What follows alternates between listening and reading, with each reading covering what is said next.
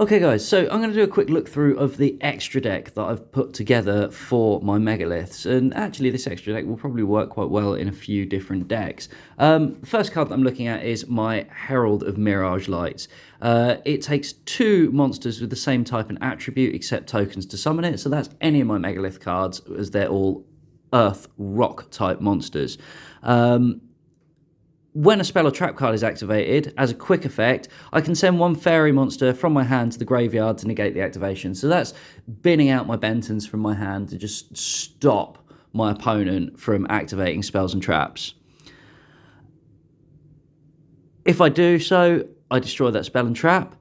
If this card itself is sent to the graveyard, it then allows me to pull back two ritual monsters or ritual spells with different names from my graveyard to my hand, which is going to be really handy to sort of keep regaining my ritual material that I need to keep summoning during my own turn. The next card is a fairly standard card in an awful lot of decks, and it is the Decode Talker. This again takes two effect monsters. It's link 3, so I'm going to need a third monster as well, and more than likely that's probably going to be another effect monster as I've not got any normal monsters in my deck.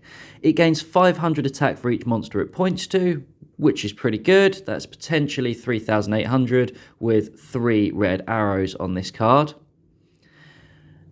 When your opponent activates a card or effect that targets a card you control, I contribute one monster this card points to and negate the activation, and if I do, destroy that card. Now, obviously, I've got my 2 downward arrows pointing to my own monster zone, but something to be aware of is I've also got this red arrow pointing up, so I could potentially bin one of my opponent's monsters to negate their own activation. My Triple Burst Dragon gives me another negate. So again, this is a link 3 monster, and being a link 3, it makes it that little bit harder to summon, but I think my megaliths have got scope to do it. Once per turn during the damage step, when a spell, trap card, or monster effect is activated, you can negate the activation if this card attacks a defense position monster, inflict piercing battle damage. So again, I've got another free negate there. And my last sort of pure negate is going to be my number 106 Giant Hand. This takes 2 level 4 monsters. During either player's turn, when a monster effect is activated in your opponent's field, except during the damage step, you can detach 2 XYZ materials from this card, target one effect monster your opponent controls, and that effect monster's effects are negated. So there's another good negate, but it does bin off my 2 XYZ materials that I've used to summon it.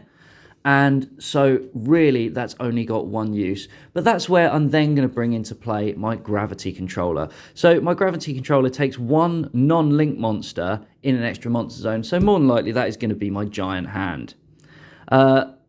When this card is in the extra monster zone, it cannot be destroyed by battle with a monster in the main monster zone, so that's going to keep me safe fairly well from an awful lot of my opponent's monsters. At the start of the damage step, if this card battles an opponent's monster in the extra monster zone, you can return both that opponent's monster and this card to the deck. So that's a decent sort of flip back and flip up. I've got my Genitor Transverser, and this is quite nice. This has 2 arrows pointing either way across the center of the card, and this is going to allow me to swap those 2 monsters over. So I can give my opponent something useless, and I can take something that he's put maybe a lot of investment into getting to the field, and then I can either use it or I contribute it. So yeah, the Genitor Transverser, quite a handy little card. My bottom row here are kind of where I'm looking at aiming towards ending the game. So I've got my Double Bite Dragon. It takes 2 link monsters and gains attack equal to the combined link ratings of the monsters used for its link summon. So I'm going to be looking at using my 3 and 4 link monsters to get this thing out to really ramp up its attack. It's unaffected by monster effects except for link monsters effects, and it cannot be destroyed by battle except by battle with a link monster. So yeah, that's not a bad little card to sort of look at trying to end the game out on. I've got my Steel Star Regulator as well. So my Steel Star Regulator gains attack equal to the combined original levels or ranks of monsters used for its link summon. I can target 1 non-link monster my opponent controls with attack less than or equal to this card and destroy it. So that's pretty good. If this card was link summoned using an XYZ monster as material, I can inflict damage to my opponent equal to half the destroyed monster's original attack. So again, that could be another use for my giant hand, because once my giant hand's done its negate, it's not going to be that handy. I've then got my Cyburst Accelerator. I'm not 100% certain if this is going to stay in this deck. To be honest, I'm going to look at possibly swapping it out for something a little bit more interesting, a little bit better. I may stick in another Decode Talker just to see how that plays out. During the battle phase, I can target one Cyburst monster this card points to and either have it gain 2000 attack. So if I use that with Decode Talker and it's pointing to another monster, then yeah, that can potentially ramp its attack up to about 4,800. That's not too bad. It can make up to 2 attacks on monsters during the battle phase this turn.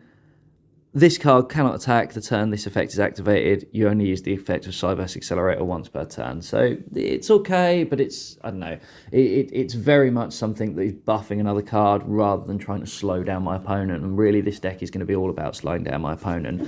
And then my final card that I'm going to go to is the Link Mail Archfiend. It's a Link 4, so it's going to require 4 tributes to get this out, or to use one of my Link 2 monsters. Because it requires 2 monsters, including a Ritual monster, Fusion monster, Synchro monster, or XYZ monster. Now, I've got plenty of Ritual monsters to play with, so it shouldn't be too much of a problem to get out.